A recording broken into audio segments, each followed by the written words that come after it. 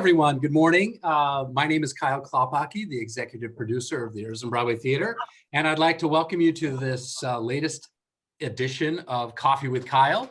I encourage you to grab your favorite cup of joe and your favorite mug. I'm going back to one of the traditional Arizona Broadway Theater mugs, back when we had the azbroadwaytheater.com website. For those of you who've been around long enough, you probably still have that mug.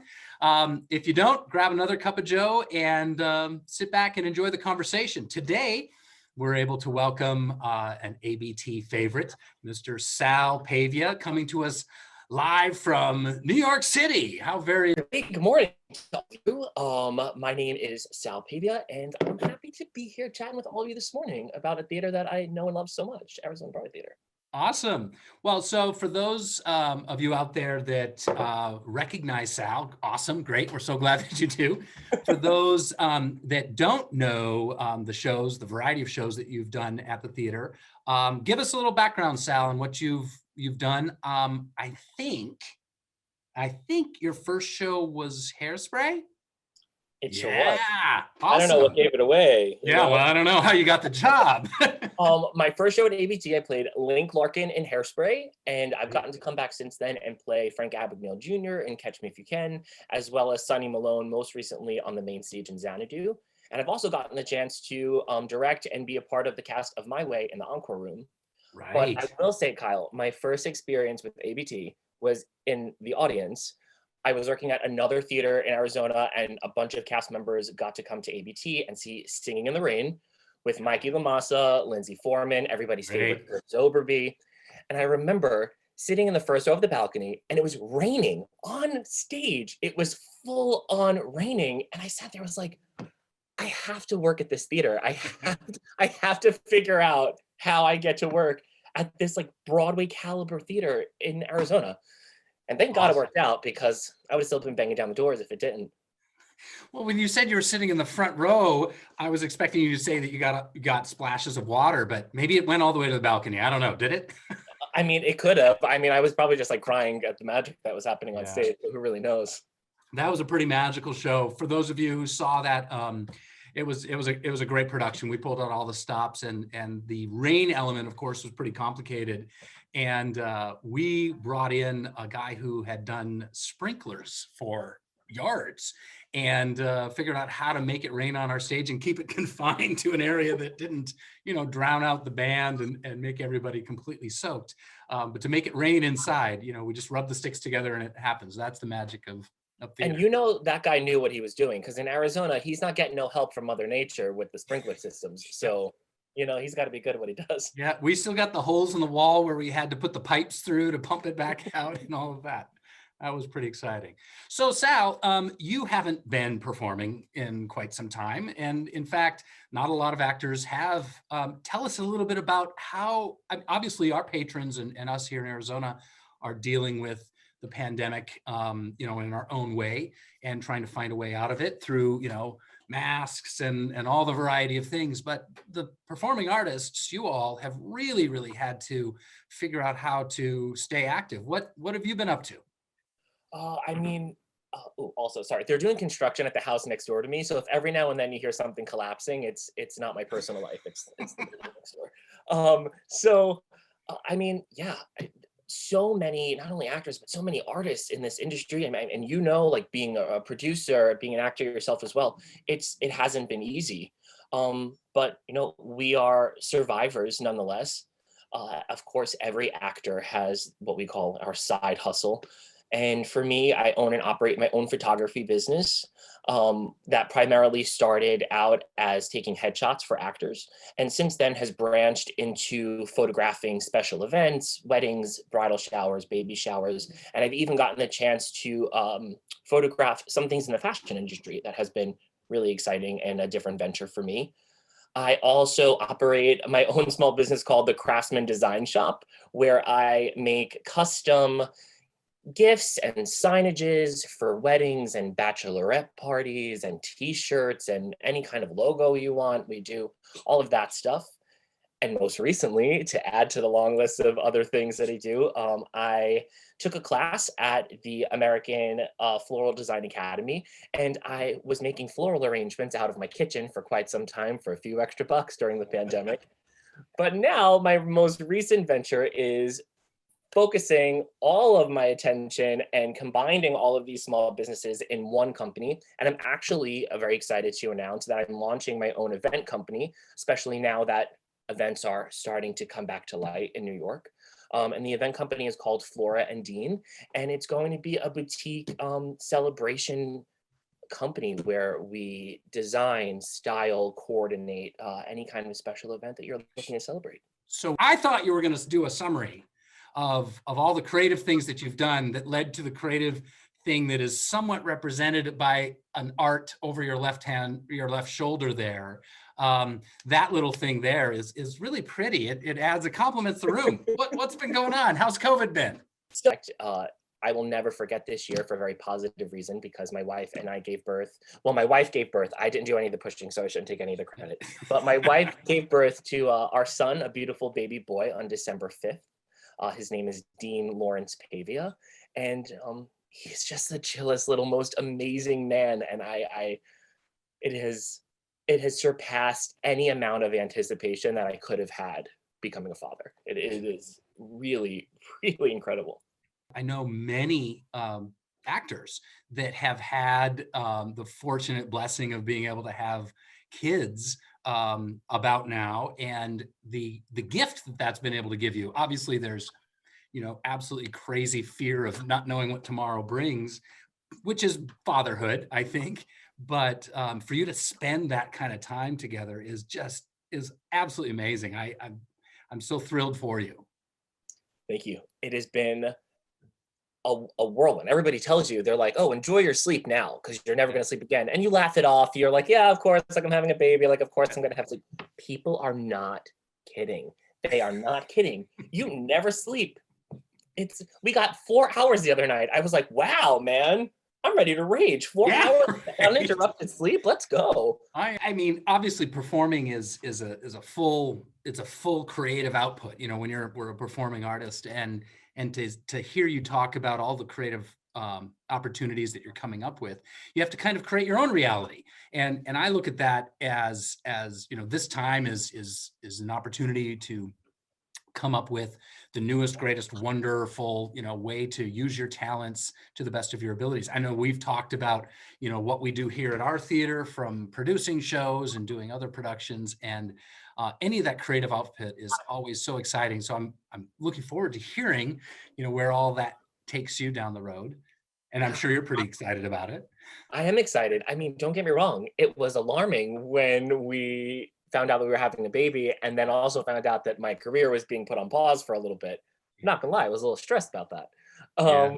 But uh, I have to say, like, so many friends who are actors of mine, just everybody in this industry, from designers to technicians, have found a way to pivot and have found a way to make an income and stay creative. And I applaud so many people who are doing the virtual dance classes and taking acting classes online. It is just really, really incredible to see how so many people are being innovative to stay creative during a time when our careers are really put on hold. And for most of us, our careers are everything. They're just so much of who we are as people. Well, and since you're in the city, which is a place where, we get so much of our talent for the theater, we go to New York several times a year to do our auditions. I can only imagine the I guess emotional toll that this has had on the rest of your colleagues in the city. How are other people coping with this right now? So I think what's interesting is just finding a creative outlet, which I know for me was a struggle. There are so many people who are doing virtual readings who are saying, it's unpaid, but we're going to cast a show, and if you're looking for a place to come and sing and perform a script, we'll be here for you. We'll provide a platform for that. And I think a lot of people are really developing their skills in their side hustles, which I hate calling it, but Yeah. so many people have really wholeheartedly stepped into that in order to, stay afloat and are loving it. One of my best friends has a home improvement business that, he was a handyman for quite some time and now is like a full-on like contractor working on Right. all of these buildings that are being sold in Manhattan, and has just found a way to like pivot, and he's happy. Friends who are real estate agents who have dedicated all of their time and efforts into that venture now. So I just think people are doing the best that they can Yeah. and loving it. Well, It's great. and that's great to, I mean, obviously it feels like we're starting to round the corner on all of this. Vaccinations are rolling out. I know a lot of people around that have had the opportunity to get that. Our patrons are starting to come back and see our shows, and that's, absolutely fantastic.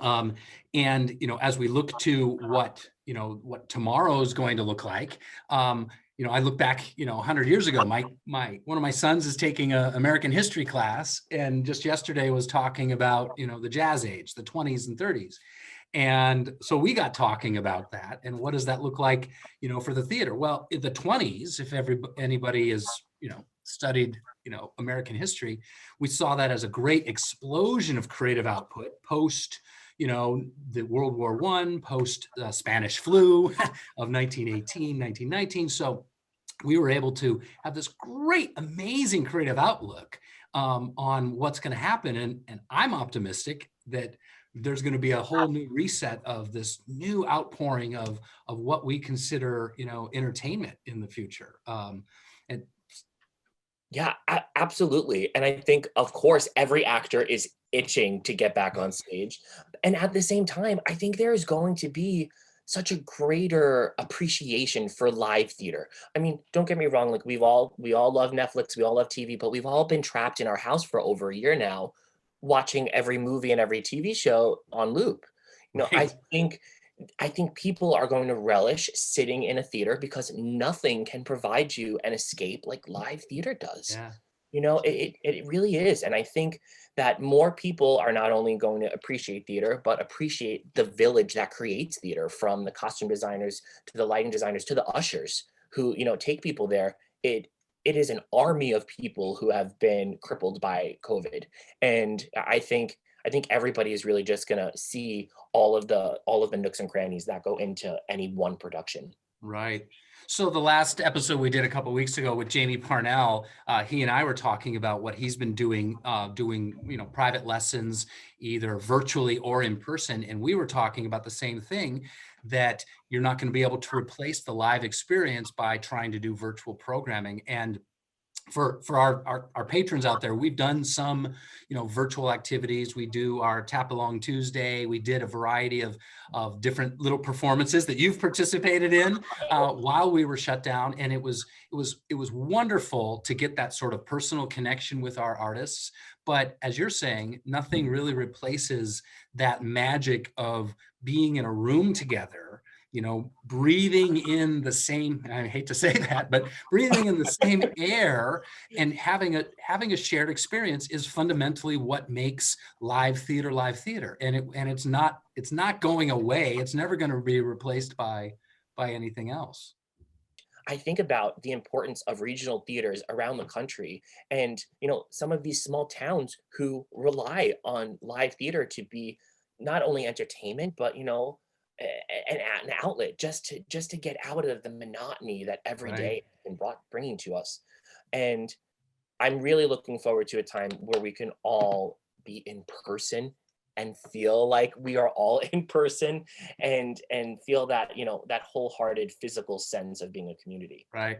Well, and that's a great point, is that obviously the challenge of just being away from each other and not being able to see each other, right now we're having to do it virtually. We're not able to see each other in person, is a challenge. But I think also our industry is so emotionally and personally connected. We're very physically, we're touchy people, and to miss out on that human connection is really been hard. I know it's been trying for a lot of people, and I see that coming in our patrons, that we're not able to express our same relationship with them, not only just because we have a mask, but we're having to stay distant. We don't have that same exchange as us as a company to our community. And that's been a challenge. And I know a lot of our patrons, want us to come back to normal.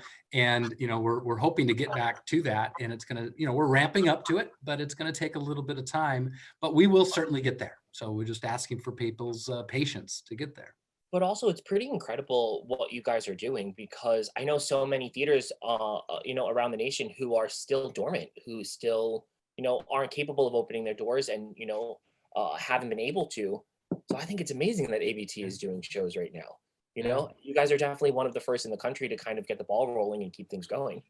Well, we made a decision a few months back to we had to restart in some capacity, and right now we're for those of you who haven't been to a show yet, you'll understand that we're doing our dining in our lobby right now to maintain some more open space. And then when people do come for the show, then they go into the performance space, which is a masked up environment, so that we can make sure that we're doing extra precautions to protect not only the rest of our patrons, but our staff and our performers, which of course are going to not have a mask on because they have to sing and dance and act and perform. So it's worked out pretty well.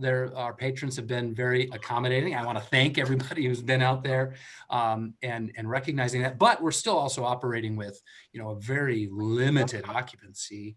But we're optimistic that that's going to slowly start to change, and probably in the next few months, we're going to see some major changes, and then hopefully the floodgates will open and people will be so dying to come back that we have to turn them away because it's so people have to get out of their houses.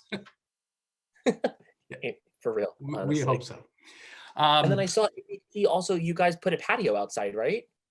Yeah, one thing, we were able to get some funding from the state to allow for some outdoor dining. And so we have dining in our lobby, and then we open our doors and we have tables and chairs outside to allow people to be out on our front patio. It's not a lot of space, but enough space, I think, for about 30 or 40 people if they want to eat outside and not worry about, again, having some potential exposure to the congestion of being indoors. And fortunately for us, because the weather is absolutely gorgeous this time of year, we're able to take advantage of it. Come July, it's going to be a little trickier for us to figure that one out. But everybody just has cold things outside in July. Do there a lot of sandwiches, a lot of cold drinks, margaritas on ice? Well, hopefully by July, everybody from here can go travel and go to New York again and see, maybe see shows or go to restaurants, that we hope. love. We hope. We hope. I know, and that's tricky. Yeah. Well, thank you, Sal. I really appreciate you taking the time and sharing with us some of your history and all of that. I can't tell you enough of how absolutely impressed I am with all of your creative output and finding a way to navigate this world and come up with different ways to use your skill in new and exciting ways. I think that's the absolute foundation of creativity is finding something, a new way to apply your skill set. And so that's awesome. For anybody out there who's watching that, please check out all of Sal's sites that he's involved with. They're really, really amazing and creative things that he's doing. And thank you again, Sal. I would like to wrap this session up and just remind everybody we do have shows running in our truncated season 16 that runs through September. We have right now on our stage Shout the Musical, which is tribute to the 60s. So if you have a chance to come see that, we encourage you to do so. Again, we have mask requirements, and we are operating with dining in the lobby still. But from everything I've heard and what I've experienced, it seems to be a great way to still experience live theater for those of you who are really, really hungry to come back. We're ramping up, and hopefully by this fall, we'll be able to resume back to some level of fuller occupancy that you've all come to enjoy. But in the meantime, we still have some of these requirements, and we thank you all for your understanding and cooperation as we go through this particular challenge in our lives. For more information on anything that's going on at the theater, I encourage you to go to our website, azbroadway.org. And of course, check out all of our information we have on our Facebook page, as well as this YouTube channel. Please subscribe to it so you can find out more programs, more interviews that we have, like with Sal, and any other upcoming activities that we have in our virtual environment at the theater. So thanks again for tuning in, and we look forward to seeing you at our next episode of Coffee with Kyle. And somewhere around here, I actually have that bobblehead because a lot of people have been, oh, here it is. A lot of people have been asking about it for our entry logo. And in fact, here he is right here. It was a gift I got about 10 years ago for my birthday. And so, yeah, it's real. And no, I'm not selling it, and you can't get your own. So thanks again, Sal. I really appreciate it. Best of luck to you and the baby and all of your creative outlets. And really look forward to getting you back here on our stage. Thank you so much. And Kyle, I have to say thank you to you and to Cass for really creating a place that so many of us consider a home when we're not in our own home. So thank you very, very much for that. Well, we can't wait to welcome you back. Thanks, Sal. And for all of you out there, thanks care, again. everybody. We'll see you soon.